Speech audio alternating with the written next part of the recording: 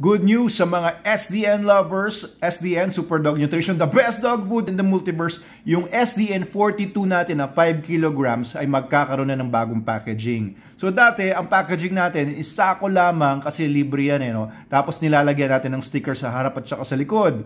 Okay, bakit naman ganyan lang yung packaging natin? Kasi yung SDN po, dinevelop po talaga natin yan. Dinevelop ko yan para sa mga dogs natin sa Manalo K9. And at that time, we had about 400 dogs.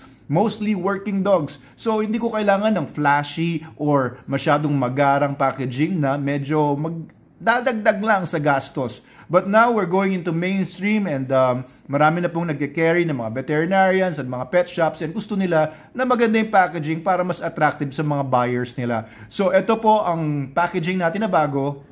Ayan na yung bagong packaging natin, napakaganda, napakagara, diba? So very sturdy yan, makapal yan at saka hindi basta-basta mabubutas. Hindi papasukin ng mga book at kung ano-ano pa. Kung makita nyo, pwedeng itayo yan. Ayan, sa loob metallic yan para protektado yung product sa loob sa init. So ayan, para sa mga dealers, I hope na happy kayo doon sa bago nating packaging. Tawag siya sa packaging natin na available na ngayon, yung 1 kilogram natin. Ayan, diba? Parang metallic siya. Maganda yung dating. So, ito yung sa 1 kilogram bag natin, sa 5 kilogram bag, magiging ganito na rin. Yung 15 kilogram bag, isusunod natin yan kasi medyo mahal po ka. Nasa kalahating milyon po yung investment para magkaroon ng bawat packaging ng ganito.